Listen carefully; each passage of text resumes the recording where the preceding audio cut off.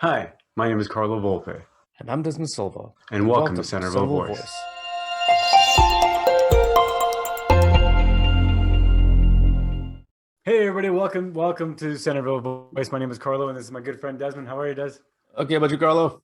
I'm great, man. And welcome everybody back to Centerville Voice. Des, what do we got today? We're talking about marriage. Yes, a big one. A big We're one. seeing So it from left and right wing side of marriage. absolutely. And then also I want to talk about it from traditional and kind of a more contemporary angle, right? One of the things that we talked about kind of off air and on there was even the purpose of marriage. Let's get into a little bit into that because a lot of times people think, well, if it's just a civil union, is it the same as marriage? And Yeah. it's not the same. So what do you mean by that? The thing is, when you strip down marriage from the very beginning, it's a set. If you like, even if you go through like studies on anthropology, and if you strip away all the religious stuff, all the religious institutions, all the legal institutions, the legal stuff, you strip away even all the romance and all that stuff, Yeah. and you're just left with the very core, the very essence of what marriage is. And it's essentially a union between a man and a woman with the purpose of being able to raise children in a secure environment. The Okay. main purpose, of course, if you look at from an anthropological side here, what would happen is that uh, marriage is actually a woman's invention, like from an anthropological side, right?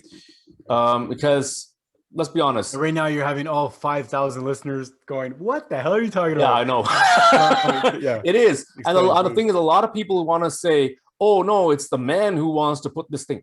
Let's be honest here. How many guys out there would want to get married if they can get laid left and right? Like, seriously, if they didn't have to go Good with the point. responsibility of child rearing, okay? If they didn't have to take on the responsibility of, of supporting a wife and kids, if they could just, do their deed and go, Yeah. they just do their deed and go. If we didn't have any training from our mothers and from even from our fathers who were trained by our grandmothers to Yeah. think in a certain way that, okay, this is acceptable, guess what? We would just hump and go, right? Yeah. The vast majority of men instinctually would be playing Russian roulette with their kids. Yeah. Because what they do is they would go around having sexual relations with every single female they possibly could. And several of these women, of course, are going to make sure that they get pregnant. Sure. And one of these kids is about to survive. For the woman, that's not the case. It doesn't matter how many men she has a male partner she has, right? In that case, what happens is in the case of the woman, she has one child. It's very rare that she'll have two. And even if she does have two, it's typically from the same male, right? So it doesn't matter how many partners she has. She has one kid or two kids, on the rare occasion, from one male, regardless how many partners she has. And then she has to carry that child to term, bear the child, wean the child. She has to go gather food. She has to support that child all the way through. Now, if you look at historically from the time that that you started seeing marriages happening, and in amongst our species, and I'm not talking just among Homo sapiens, I'm talking about Homo erectus and Homo habilis and stuff like that. Okay. If you look at Homo erectus, for instance, Homo erectus at 8 years old was fully grown. Wow. So at 8 years, they found a fully grown skeleton of a young human, a young human of the species Homo erectus, the subspecies Homo erectus. And when they checked the teeth, because that's how you check the age of when that particular specimen died, right? In any creature, they check any mammal at least, or any creature that has teeth. When they checked the teeth, they found that the age of this individual when they died was 8 years old. Wow. But he's a full-grown adult. That goes to show you that just like other animals that grow much more quickly, particularly those that don't have fathers, so to speak, that don't have the father present. Not that they don't have father, but they don't have the father present. The father just sires them, and then it's up to the mother to do everything. In that particular case, in human evolution, you'll see that they have a very, very quick growth. The adolescent period is very short. childhood area is very short, right? So Just let me interrupt you. Is that because we don't have the luxury for it to be long? Is that true? Like, you exactly, have to grow up quick. Oh, okay. you have to grow up quickly because otherwise you die. So you have to become, reach manhood quickly to defend your family, to then reproduce, and the whole cycle Yeah. again. Right? Oh, it's not just manhood. Both boys and girls. Women, yeah, women. Right? Both men and women had to physically grow up quickly so that they could survive out in the wild, right? Yeah. Because you got a whole bunch of predators out there that were likely going to try and kill you. I mean, they had, like prehistoric bears and wild cats. Humans were a lot of humanoids, human subspecies were prey to saber-tooth tigers and other cats, right? Like monkeys are today, right? Yeah, they actually found a human skull with large, large tooth marks that would go right in through here. So now typically the saber-tooth tiger would go after, mastodons and large mammoths and stuff like that, right? Or very large prey. But it's not typical. It's not very atypical for a cat to go after something that's easy, because if they just want to get food in their stomach and they look at you and they see, oh, lunch, they're going to come after you and they're going to kill you and eat you. Exactly. So that's what happened with early humans. They were eaten by these larger cats, other larger predators. So of course they had to grow up quickly, much like other prey creatures who were prey as well, like antelope and other creatures like them, right? Okay. Even chimpanzees, look how quickly chimpanzees grow, right? And gorillas, they grow fairly quickly too, right? But the thing is that at least with gorillas, what did marriage do to that? Yeah, you can even see that in most like silverback gorillas and other gorilla societies, there is a father figure that's there, and so you'll see with them they have a longer period for adolescence. If you look at smaller monkeys, right, especially where the father is not present or the father is not keeping the duty of taking care of the young, you'll see that they will have a very short period of childhood, short period of adolescence, right? So what happening is that so the survival of the young is dependent squarely on the mother. If the mother doesn't succeed in raising this child, the child is dead. Eventually, there's going to be some women out there that in these ancient times, right, where the moms smartened up. Okay, so what they did was they told their daughters, they know what the men want. And here's the thing: is that the men, every single time that the man wanted to have relations with a woman, he had to court her every single time, right? Okay. He had to court her every single time. So, and if and she get to say yes or no based on that. Well, the woman can just go to a guy and do whatever, and if he'll automatically say yes, right? Like anywhere today. Yeah, exactly. Even today, right? And it's still in us like that, right? Yeah. So, and so the guy would be the one who wants to like try and try. So, some old ladies there, they got smart, and they told their daughters, because they want to make sure that their grandchildren succeeded. Because remember, right?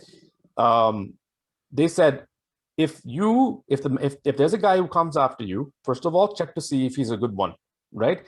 Then you make this agreement with him. If he wants to have relations with you, he has to stick with you for the rest of your life to help raise this kid, or at least until this kid leaves the home.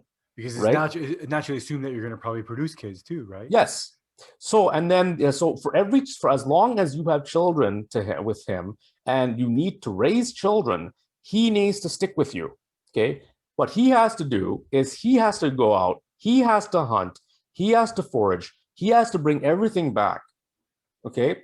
And if danger comes along, he has to protect you and the children. Mm-hmm. In return, you take the food, you cook it, you prepare meals, make it easier for him to go out and hunt. And he only has to court you once.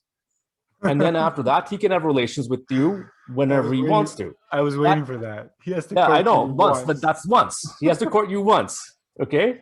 And then he has to, that's the deal. Okay. Yeah. So the idea is that's, but the thing is, that's why I say make sure he's a good one. But right? for probably thousands of thousands, probably hundreds of thousands of years, this was probably somewhere close to reality, right? Yeah, that is very close to reality because what happened now is then after this starts happening, what you see is that the childhood of Homo sapiens are much longer. Adolescence is much longer. Hmm. Humans have one of the longest periods of adolescence in the entire animal kingdom, right? Yeah, On all creation. So we have and on the thing is we have the longest time for development. And what that allowed for is that the kids got to spend more time with mom. yeah. They also got to spend more time with dad. And Mhm. skills that they would have never learned if dad was not around, they started learning. The boys started imitating the fathers. The girls started imprinting on the fathers. Yeah. And they started looking at, if you look at a lot of And then girls, vice versa, the fathers imprinted on the women, the girls yes, for the and the boys betterment. would imprint on their mothers, and Yeah. the girls would follow their mothers, right? So this actually, if I mean, it's not hard to say that it actually strengthened the family unit, did it not? It did. This is where the family started to form. This is where families started to form, like the nuclear family and the extended family, because you still would have grandma, grandpa, and everyone else around as the family started to grow, right? Yeah. Uncles, aunties, and cousins too, right? And Yeah. from that, you get the first communities, like the villages and all that stuff were there, right? Wow. So that's where the family unit, basic family unit, comes from, right? Mhm. And yeah, I know there are a lot of people who are going to argue that there are marriage is much more now these days, but there are other things of marriage. But the thing is, Yeah. as a practical marriage, the practical side to marriage, what is marriage is at its very core, Yeah. right, is that what I just told you. It is Yeah. a way to make sure that there's a secure environment for children to be born into and to be raised, so Okay. that they increase their survival rates. Gotcha. So here's About two survival. questions.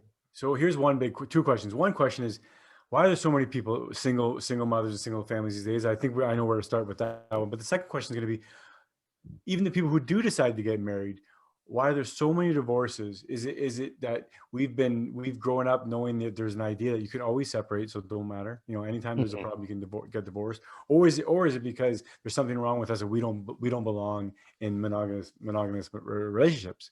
Yeah, humans are not naturally monogamous. No, They're not, I right? I think it's pretty evident to anybody who really thinks about it deeply. Oh yeah. I mean, We ask a can, guy if he, any man, even the most yeah, pious, the most religious, yeah, goody two shoe guy, okay, in the world, ask him if he didn't have anyone to judge him at all, if he mhm, had one woman who loved him, or if he had two women who loved him, and or women and or who were actually okay with sure. sharing him, Oh which would yeah, he prefer?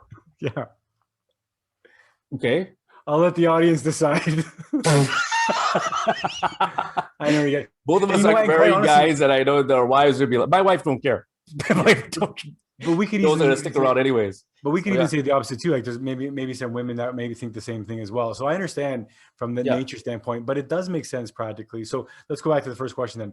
So why are there so many single families these days, and why are there so many? I guess single moms, right, is the biggest thing. There's going to be single dads, of course, Oh not yeah. very rare, but why are there so many single moms? Well, if you look at like the 60s, the number of single mothers and children born out of wedlock was way lower than it is now, right? Okay, Um, 50 years ago, I said, well, I guess yeah. 60 So, years ago. and this is, and the thing is, what happened is you started having more and more programs geared towards supporting Yeah. just women.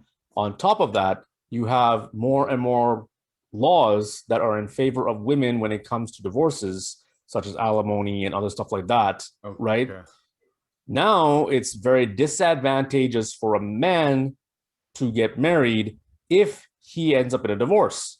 On top Gotcha. of that, it's more advantageous for the woman to divorce the husband So financially. So right there, that one change, whatever decade that came about, that changed the dynamic of marriage tremendously, right? Mm. Because before that, it was advantageous for both people. Yes. But now what the problem is that children biologically have been geared for this over thousands of years, Oh yeah, have yeah. been geared to this type of environment to be raised. To be And if you expected. see children psychologically, what happens to them in these where they don't have mom and dad, around together, they end up having psychological issues. They say girls are most likely to be promiscuous because they don't have the father figure to show them what it's like to be a man who sticks with mom, right? Then they're more likely to end. And then what happens is you have the cycle of single motherhood that keeps going on and on because of promiscuous young girls. Boys are more likely to be more likely to be delinquents. There's a reason why they say there's a reason why they portray God as a man in the Bible. It's not because he's actually a man or male. He doesn't have a sex. He's a spirit in the Bible. Why they say call God Father is because the troublemakers in most the ones that could either make or break a society are the boys. Sure. Because if the boys turn out bad, society turns out bad. If the boys turn out good, the society turns out good. Because women can go around telling you that, oh, if you educate a girl, she can make a huge difference. Yes, she can make a huge difference if there are good men to support her. Well, and that makes a good point. I want to stop you there. That makes a good point because saying that it makes good men to make a good world and it takes bad men to make a bad world, even just by that makes a lot of sense to me. And that has nothing to do with women, right? So it's not a men versus women thing. No, it's just a simple fact that what happens when you make bad boys is you get a bad. Yeah, I mean, all you do look at the West and look at I'm sorry to say this, let's just take a look at the Middle East. There are a lot of good men in the Middle East, but if you look at the ones who are in power, unfortunately, they're not exactly having very good ideals, and they're the ones who push it, right? And you look at the values, and a lot of people aren't going to agree with me on this, but all I have to do is to look at what happened in India. Okay, in India. The Hindu priests and the Hindus had a practice where if the husband died, then the wife was supposed to die with him. So you have, and the thing is, in the situation in those days, you had these men and women who were getting married with a 20-year age gap, 20-year age gap. So you have a 60-year-old man with a 40-year-old wife, right? Or something like that, right? And what would happen is, if the man died, let's say he reaches 70 years old, he dies. Okay. His wife is 50, she's still alive, right? Yeah. What happens is his dead body would be put on a funeral pyre, and then she would be put on the funeral pyre as well. Alive, kneeling there while they set both of them on fire. Oh. And they're both, he's cremated while he's dead. She's cremated while he's alive. So she's cremated alive. And the purpose of that is that because he owns her, right? Wow. He's part of his she, along with all his goods, are cremated and sent off to the afterlife so that he can still enjoy his wife and everything else in the afterlife. The British put a stop to that, right? The British didn't do a lot of stuff. There were a lot of stuff that the British did that weren't great in India, let's be honest. Sure. When colonialism ended in India and Sri Lanka and Bangladesh, did a lot of atrocities to make sure the countries would never rise up ever again. But if it weren't for the British there, if the British weren't there, that practice would still be there, right? Okay. It was, I forget the name of there was this one man. It was a British man. He was a Christian man who saw this thing happening, and the Hindu priest. He said, you need to give me my religion. You need to allow us to practice our religious right of cremating a wife with her husband, right? And then he says, okay. Then he said, okay, you can practice your religious right of doing such a thing. But then if you practice your religious right of doing such things, I will practice my religious right to protect the women. Because in Christianity, it's all the things about women and children first, and sacrifice everything. Men go to war, women stay home, and all that stuff. Yeah. Those are Christian values because the Christian values were protect the women and children, right? Okay. The idea of the father, because they were seen as valuable. They were seen as the future. Because on the Christian view is you could have 50. You could have a village of 50 men and 50 women. You can send 40 of those men off to war and all of them can die. Yeah. But then what happens is those 10 men can still take on additional wives Yeah. to like this from the Judaish view, right? From the Jewish view, they would take they could take additional wives in order to safeguard them and then also make more kids and then repopulate the whole village again, right? So the women were the ones who were the more important in that Yeah, case. absolutely more valuable. I mean, that's They the were thing more too. Is that, valuable than the men. and Right? it doesn't take much to realize that. I mean, women make all the children. Women make all the Yeah, people. They're the more. I mean, with without women, we would have nothing. So, but let's yeah, go back to the idea of like, I mean, marriages. Like, so 60s, 70s, whenever it started happening, more not necessarily that marriages maybe were or divorces were encouraged, but you said laws were changing, right, to give more women rights that if they were divorced, they would be either more financially sound or they'd be protected, which yeah, I think was probably a double-edged sword. I don't want to say it was a double-edged sword, but was it maybe a double-edged sword? Because with that independence that you get, right, without depending on a man or with a man, but then now you're single, right, and you have a child, and now this is artificially created relationship with this estranged man, right, or this mhm. separated man. So I don't understand. Like, did that help the situation, or did it make it worse? Yeah. And the biggest trouble, the biggest problem is that there are a lot of now young men who are going with, who are dating single moms. And I think some of the biggest challenge for a guy to No, I'm not overcome, sorry. I'm not saying that divorce it should be illegal or anything. Don't get me wrong. no, But yeah. but what I'm saying is, yeah, like I mean, even in the church, the Catholic Church has reasons for separation and annulment, Yeah. right? They are against legal divorce because Sure. legal divorce is very, very messy, right? From their perspective. So if you beat your wife, your marriage can be annulled by the church. Yeah. So the church does allow for annulments because it's seen as null and void. This was not a proper marriage in the first place, and there are rules in order to protect women in the church. In the scenario where someone's life is in danger or someone's safety is in danger, of course, always right. Separation, of course, is it. But did it get glamorized? What happened? How did it Yeah, get that's so popular? So well, yeah, popular, it's so because common? the glamorization of divorce, because now you've got all the celebrities. Look at celebrity marriages; they don't last long. The vast majority of them very Yeah. rarely ever do. And that's been happening And probably since the 60s and 70s, right? I mean, yeah, divorce is all the always way been from the 60s and 70s, it started happening like this. And then it just got Hollywood. worse and worse and worse and worse. Right now we have and what's really bad is that now we have we have higher divorce rates than ever before, higher For sure. abortion rates, Yeah. higher more children being born out of wedlock. Wedlock. It's Yeah. just ridiculous. They're far more than what we had back in the 60s, right? Or in the Oh yeah. it was far more. It was there was the downside that it was too rigid in one way, Yeah. but the upside is that there was that family structure in where the children can grow up properly and Yeah. safely, right? In the vast majority of households, right? Of course, you had the oddball household that where it didn't really function properly, Mhm. but at least you had that. So there was a trade-off in that sense. I often think that if 50% of marriages end in divorce, right, or maybe even more than 50% now, do you think that over 50%, whatever that same statistic is, do you think the same statistic would have been of unhappy marriages before?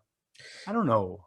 Well, the thing is, it all how a marriage was happy depended on the individuals involved, Of whether a marriage course, is happy. And the thing is that a lot of, especially like if you go further back, it was really a two-way street of in a way course, and for a let's talk about lot that of because marriages. yeah, let's Any talk about marriage that that because happy oftentimes marriage, people think that are you just obedient, are you subservient, or whatever, right? Like yeah. Oh, for Pete's sake, if anyone tells that the wife was a servant, they gotta go see my grandma. my house. Yeah. Oh, my grandma, she had my grandpa like this, right? Yeah. So Well, it goes back to what you were saying before. Is that it was very wise women and wise mothers exactly. that probably created marriage. Exactly. And it's the thing, just like those old grannies who started marriages Smart. for the very beginning, who came up with it, they were very wise, they were very prudent. And even the Bible sings praises about a wise woman, a wise wife, a prudent wife, because a woman's strength is not in her physical muscles. A woman's strength is here in her head. It's her mind power. And if women can, there are women, if you look at the story of Samson in the Bible, there's so many examples in the Bible where you can see this stuff happening.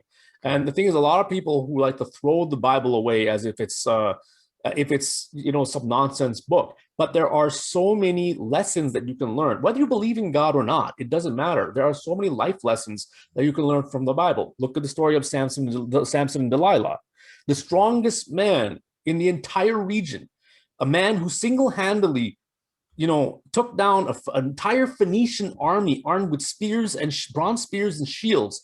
He single-handedly took them down with the skull of a donkey. Okay? One guy against an entire army. That's how strong this guy was. All right. He was taken down by one very cunning woman, Delilah. I believe it. I don't even remember the story, and I believe it. Tell me the story. So what happened is that, okay, so Samson was what they called a Nazarene in the Bible, okay? Now, whether you believe the spiritual side of this, it doesn't matter, okay? That's irrelevant. The main story is what's valuable here, the lesson that's learned. And because you can see this happen a lot in society, even to this day, in modern day life. And there is a man named Samson, right? And he's raised as a Nazarene. A Nazarene is a man, or is simply a person who is, or particularly a man who is raised dedicated to God. And usually, in that sense, is that his dedication was that he would never cut his hair as a sign of his dedication. Okay. Right. So Samson, from the day he was born, no blade touched his hair. Okay. And God, and according to the Bible, it says is that God blessed Samson with unrivaled strength. Okay. Right. So he was essentially like the Hercules of the Bible. Okay. So, but the thing is, the only ones who knew about this thing about the hair and all that stuff were was his mother and his father and his close family, right? Okay. Now, Samson eventually he grew up and all that stuff, became very strong. They actually made a movie of two movies of him, a more modern one, and there was one from the 70s or 60s that was there, right? Okay. The one in the 60s is very cute. The way that they have him interacting with his mom. You have this huge man, right, and this tiny little old mother, right? and the mother has made this huge banquet, and he's going around picking all the food and eating and sampling everything, and she's getting pissed off with him. So when his behind is turned to her, she takes his spoon, a wooden spoon, and whacks it on his behind. The spoon breaks. She's like, so she's. It's funny because she's like, I wish you'd start listening to what I have to say. That's like my house, 1985. Right? Because but she was really pissed off is that Samson had a thing for Phoenician women, right? And the Phoenicians were the enemy of the Jews at the time, right? They were the ones who tried to put them down and all that stuff, right? And so when his mother was arguing about this after the spoon broke, says, "What good will this come from you chasing after these Gentile women, right?" Okay. And he picks up his mom just like a feather, right? Just picks his mom on this, a new wife, little mother, and he kisses her on the forehead and puts her down, right? Right. So that was his relationship he had with his mom. And it was kind of cute because it's a typical thing, right? But he loved his mom very dearly. But anyways, he was a bit of a philanderer. He was a bit of a philanderer in a way that he was blind to a beautiful girl. Okay. So if he saw a pretty girl, he would really want to go with that girl. So there was this one girl who was, I think she was the daughter of a nobleman. I think she was a princess of that. This nobleman had two daughters, and he was going after the eldest. But the younger one, Delilah, she also had a thing for him, right? Okay. And so he went and he married this girl. He took her, and then what happened is before he had married her, he had actually killed a lion with his bare hands, right? And when he came back and found the lion that was there, inside the carcass of the lion, there's bees that made their home in there. They'd made honey inside the carcass of the lion. Okay. And so he said, when they were having the wedding feast, a group of men who were friends of this girl's father, who did not like Samson, tried to convince Samson to a gamble, right? And so they what did they do? They went and so Samson asked them, says, okay, we will make a gamble. I will give you a riddle. If you can answer my riddle, right, then I will give you each a cloak, right? So of course he didn't have these cloaks. So what happened is he told this riddle, whereas as what is both strong and sweet, right? Okay. Tell me of something that is strong and sweet, right? Referring to the lion. So then they couldn't figure it out. So what did they do? They went to his new wife, right? And they asked him, tell us what have him tell us, find out what the meaning of the riddle is. So she urged him, right? And she got the answer out of him. And then she went and told the other men, right? And then Samson, when they answered to him, well, what is stronger than a lion and what is sweeter than honey? Samson became infuriated. And then he says, oh, what shall you do now? Shall it be known that the great Samson does not keep his word? So then he went off, he left the place, and he went after every rich Philistine man that he could find and stole their cloaks off these rich Philistine guys. Okay. And while he was gone, the father assumed that he had abandoned his bride. And one of the men had an eye for one of the Philistine men, who was a soldier, had an eye for her. Okay. So while Samson was away, he had her, so to speak. When Samson returned, he said, here are your cloaks. And then he looked, where is my wife? And he went to the room, the chamber, to the chamber where she was supposed to be, to see that she is in a state of undress with that soldier there that was there with her, right? Yeah. And of course, he went crazy and started fighting all these guys. In the midst of the violence, his wife was accidentally killed, right? And so he was furious.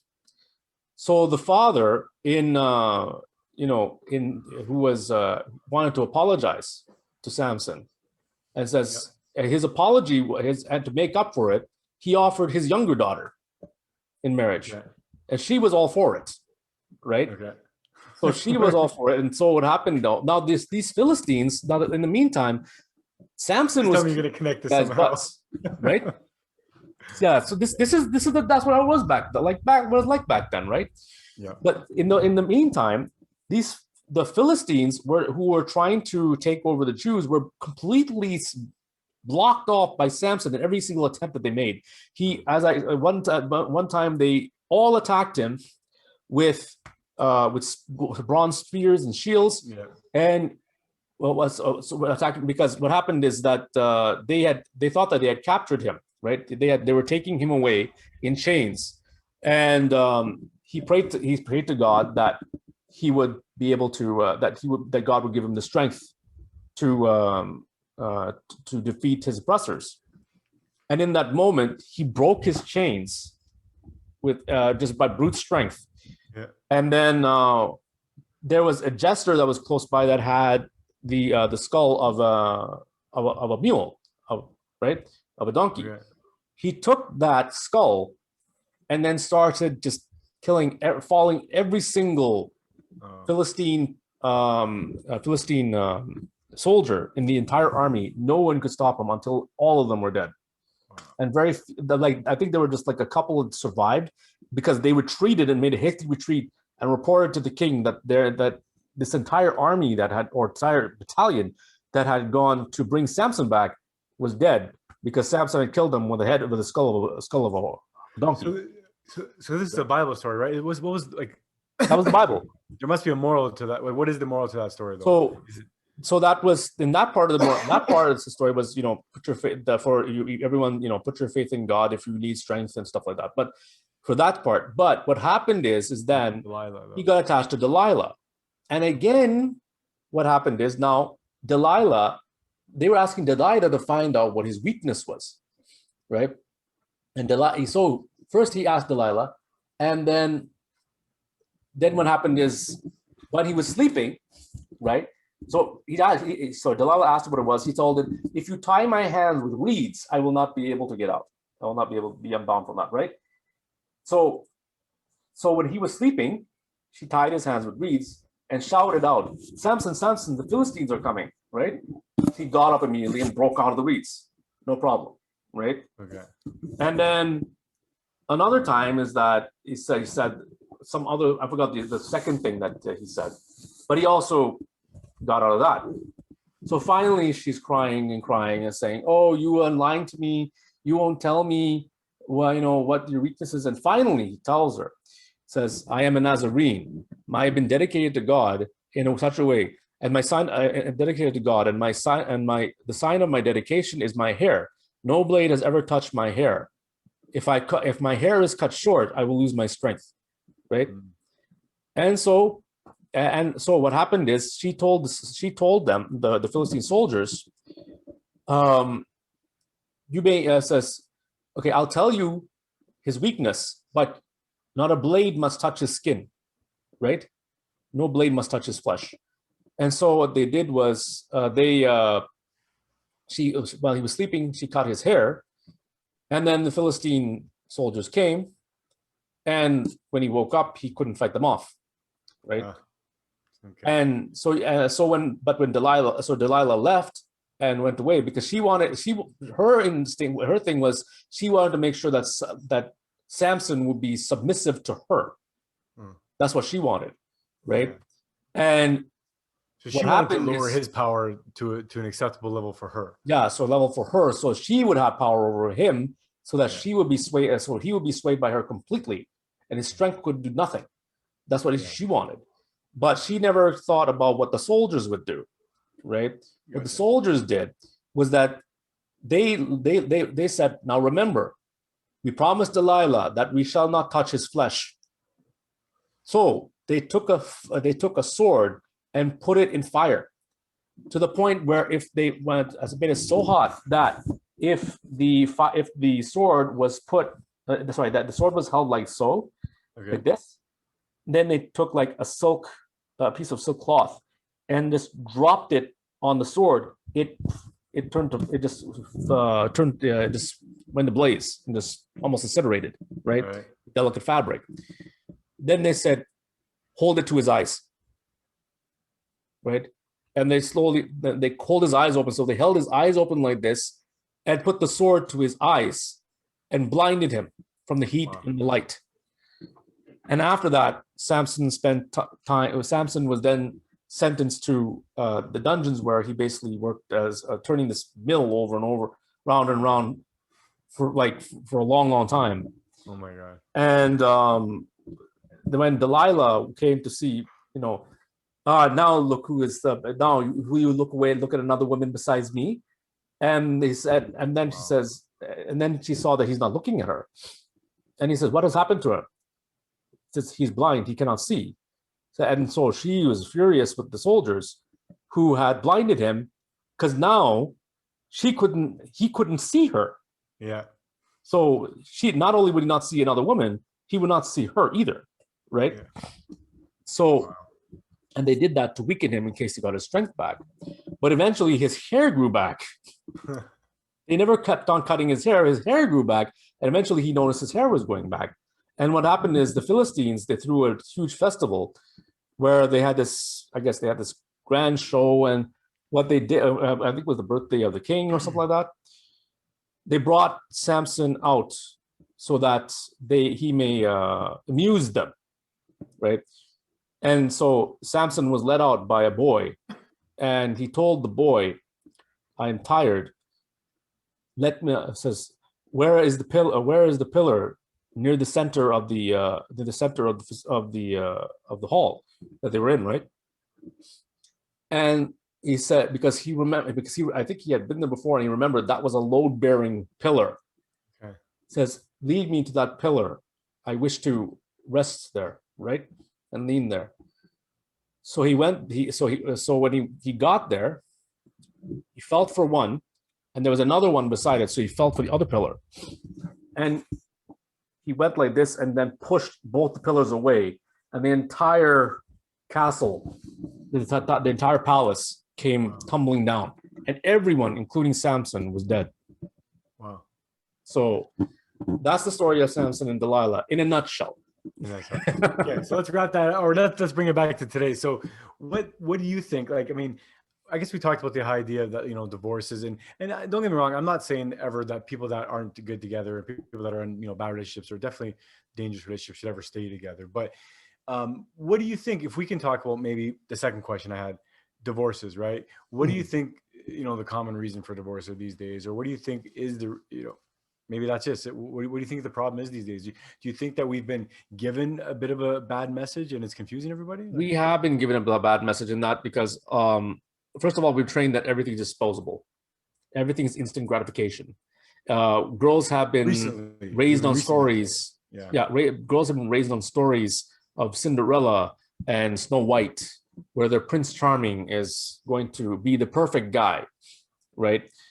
Even to this day, most Disney shows, they show this girl who is strong and beautiful, and she is going to be able to take on the world, and the guy is there to support her and make her happy, right? And when they don't get that, they become disillusioned, and then they become sad, and they're like, okay, you know, this is not what I signed up for. But the thing is, when they listen to a lot of the vows in marriage, what they say, do you take this person to be your spouse for rich or for poor, for better or for worse, through sickness and health, and in health, may till death do you part. That's if you actually think about that, that is a very, very humongous commitment. Yeah. Well, it's the biggest. It's probably among the biggest that people have in their life. Exactly. Right? And people take this so lightly because they don't think about what they're saying. Right. Well, and I see that as well. They're taking those vows. Yeah, but I think that it's been watered down by society, right? Like, it's been forcefully watered down. Hollywood is to blame, right? They have watered it down. They've romanticized it. Yeah. Right. That's the big difference between like our grandmothers and great grandmothers, or even many of us are mothers. I'm talking about like the boomer generation and the silent generation, the generation before them. They knew about the sacrifices that were involved in marriage. They understood that there was a great responsibility what was there, and that a lot of our generations these days are being taught that to each his own. To each his own. Individual happiness is important. Your actions, right? There is no consequences of your actions. That's why people are going around having sexual relations unprotected as well, and then you end up with babies that end up being. And what happens in the consequence? There is an innocent child that is killed. Well, and the other thing too is that, well, of course, in the case of abortion, but even in the case of single parents, or even just there's a lot of, every scenario is okay these days. There's a lot of that, right? Every scenario is okay. Whatever your situation is, that's okay. One parent, two parents, three parents, 14 kids, one parent, divorced, whatever, everything is okay. So, but along the way, if everything's okay, we lose our way. Yeah, exactly. Because eventually you're going to have, because the thing is, if the next step in, like first from abortion, the next step is infanticide, right? And let's be honest, not too long ago, the governor of New York wanted to legalize infanticide in New York, in the United States. You never really thought that something like that would happen in the US, but they were doing it, right? That brings up another good point, because a lot of times the anti-abortion or say pro-life, right, push has been labeled as, oh, you're just religious nuts. Well, no, we're not religious nuts. No, there are atheist doctors who are like that. Well, I mean, instead of people looking at it, and whether you're for or against abortion, you definitely want to have an episode about that. But that's a different story. At it as opposed to like, religion or anti-religion, it's not. It's life versus not life. So I understand that.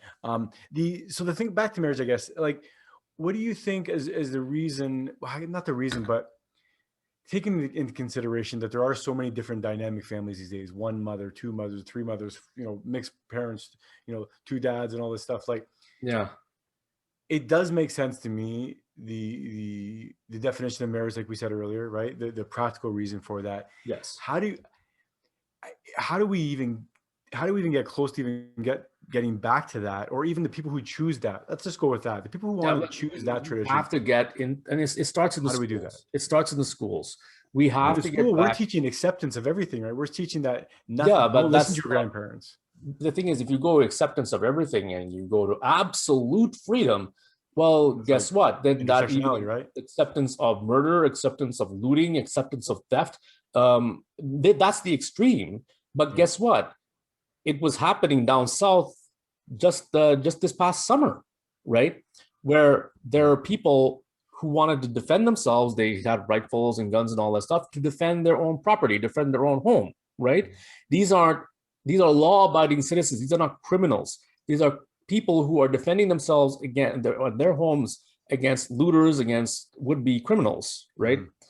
During the summer riots, and even during, if you look at the Capitol riots, the Capitol Hill riots, you had the police there to protect protect government property, right? At that time, well, they were fighting, not the ones who were at the rioters who were there at the Capitol Hill riots were right wing, right? And the police were defending the property. They had the right to defend the property there. Again, the summer holidays, the rioters that were there at the summer the United States summer riots were left wing. And the thing is, but the problem here is that the left wing were saying, allow the riots to go. Take away the guns from the law-abiding citizens and defund the police. Allow the rioters to loot. Allow them to kill and whatever. And there were a lot of people who died and so who suffered who were murdered and raped and all. It was just anarchy, total anarchy back then when this happened. And I don't know, I mean, I hope we're still staying on track here, but I don't know what happened with the left, because the left used to be it seemed like they were the party, or they were the side of the spectrum that cared about the individual, cared about, the minorities and the underprivileged and all that stuff. Back when they were classical liberals. But was it under the guise of something else? Was there another agenda? I don't know. Like you said, is the idea to separate people, to actually make children part of the state? Is it to make families that's another thing. Dissolved families? Like, this is the extreme, right? And if you look at how they're teaching kids, is that believe in what the state teaches you. Don't right? listen to your mom and dad. Don't believe mom and dad. Believe what the state teaches you. And you see a lot of young folks, even who are coming from conservative families, who are being taught very liberal ideas in schools. And those whose parents cannot properly explain the values and the roots of those values, those kids end up saying, oh, mom and dad are doing this because of some superstition. The worst thing that any Christian parent can do for a modern day child is to try and reason their views using God or the Bible as a Deus ex machina. Deus ex machina, meaning, for those of you who don't know what Deus ex machina, that means God for the machine. It's using God as a convenient tool to explain things in the manner of, in a manner that will save you because God says so. It doesn't work today. It doesn't work this way, especially today. But it used to, probably. Yeah, and if we had a lesson understanding, right, of the world, I can understand if we had a lesson understanding of the world and technology and how things worked, then that would make more sense. But today, to your point, if you tell a kid, something like, well, God works in mysterious ways, even something like that, right? Yeah. Like, come on, that's not going to work. No, it's not going to work.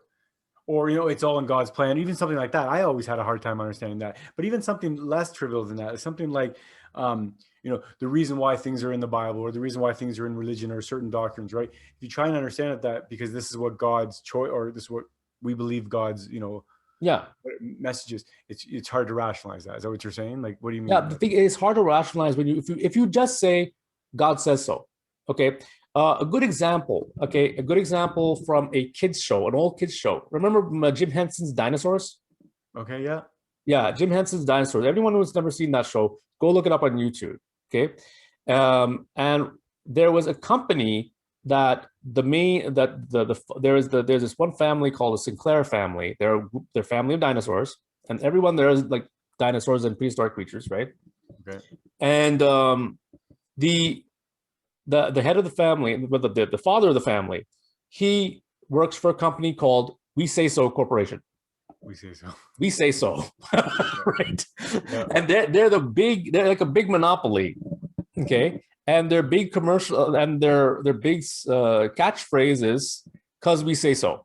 Okay. Okay, this is such a way, "cause we say so." Well, the thing is, it's and that is challenged throughout. That phrase is challenged throughout the entire show. Now, this is back in the 90s. This show aired in 1991, just to give you an idea. And they tackle things from for kids for free speech and a whole bunch of other stuff that they tackled in a very, very good and logical manner, right? But what happened is that there was a lot of parents, especially back then, who would always say, "Because I say so," or "Because God says so," right? But then, why does God say so? Yeah. The question is, okay, if God says so, why?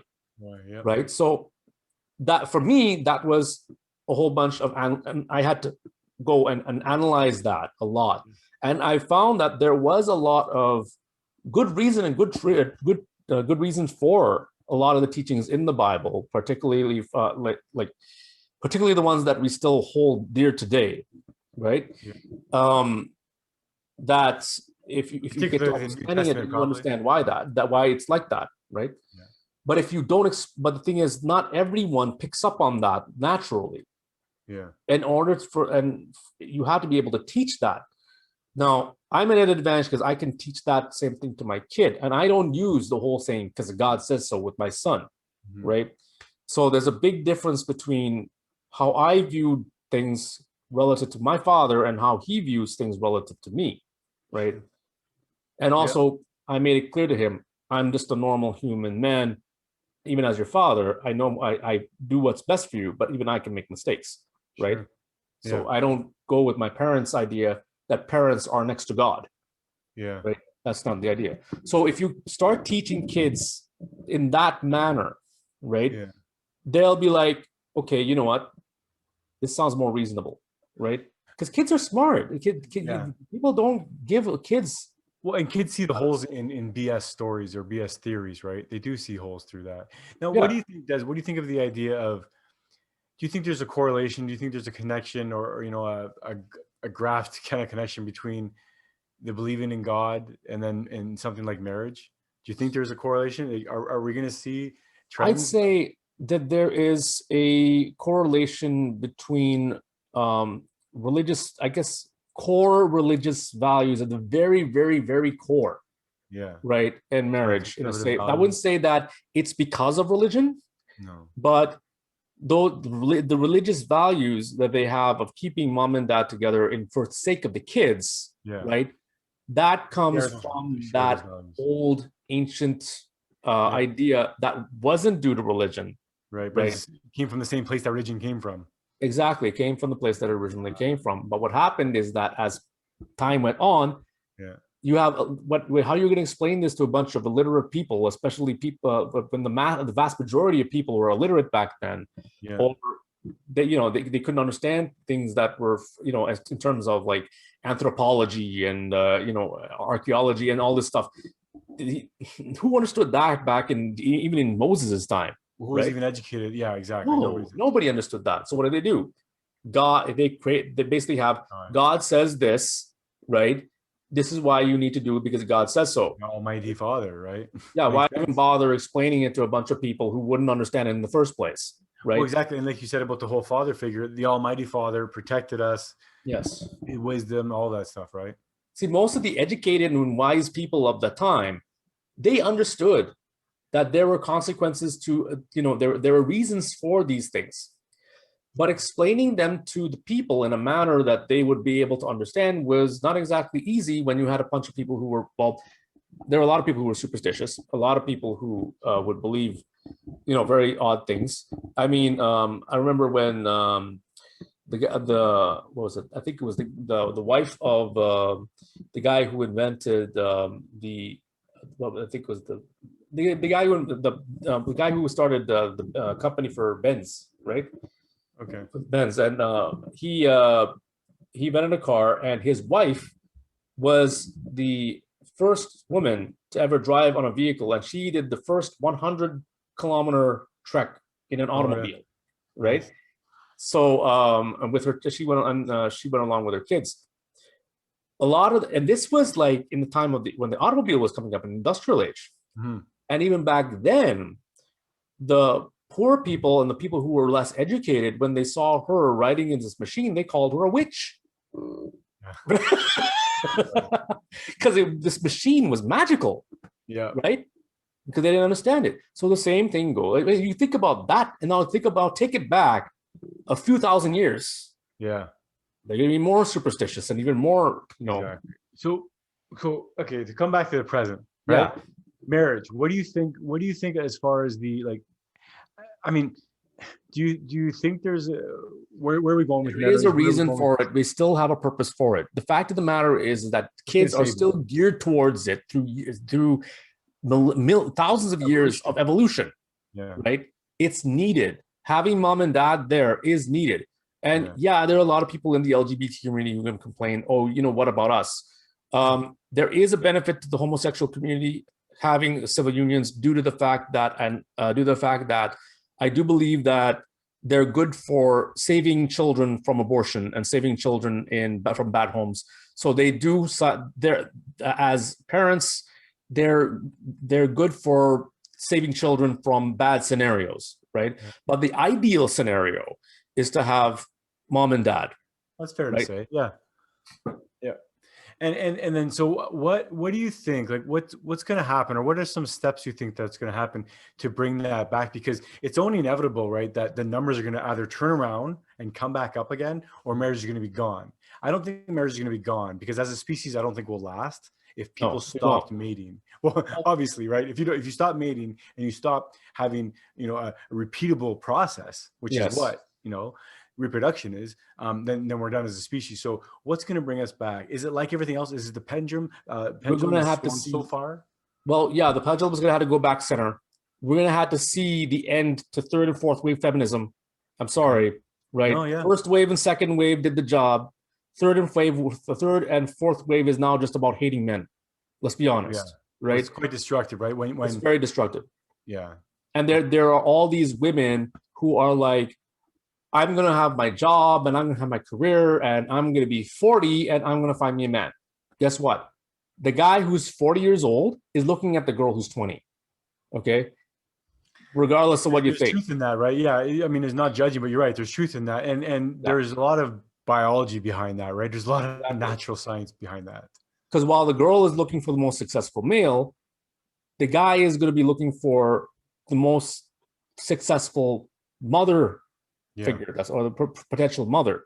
Which means the younger she is, the more healthier is for bearing children, and that's pure biology. Yeah, right. I think honestly that gets missed a lot of times, and people kind of just wash right over biology oftentimes, because we're in an age right now where you can do anything you want. You want to be 50, have a child. You want to be 70, have a child. If we have enough drugs, enough surgeries and procedures, you can do anything. But what's really part of our problem, and maybe we can have another episode on this too, is that we're so far away from our nature that's our problem. We need to get back to our nature. Exactly. Right? In many, many ways. And the family is a perfect example of back to nature, meaning that the strongest unit. And the reason why we have 8 billion people on this earth is because the families created 8 billion people. Single families, single parent homes did not create 8 billion people. Yeah, right? They're not. And the thing is, like I said, there are negative effects on the kids. Yeah. Right. In the long run, mostly psychological. Right. Yeah. We have to do more episodes on this, I think, Des. Yeah. Yeah, definitely. Yeah, I think we should probably call this one because we're running out of time. So I think we'll just hopefully see you guys in the next video. Awesome. Thanks see you guys later. Thanks so much again. Don't forget to like, subscribe, hit the notifications bell. We'll see you next time. Peace, guys. Peace out. Thanks for joining in and watching Centerville Voice. Remember to like, comment, share, and subscribe.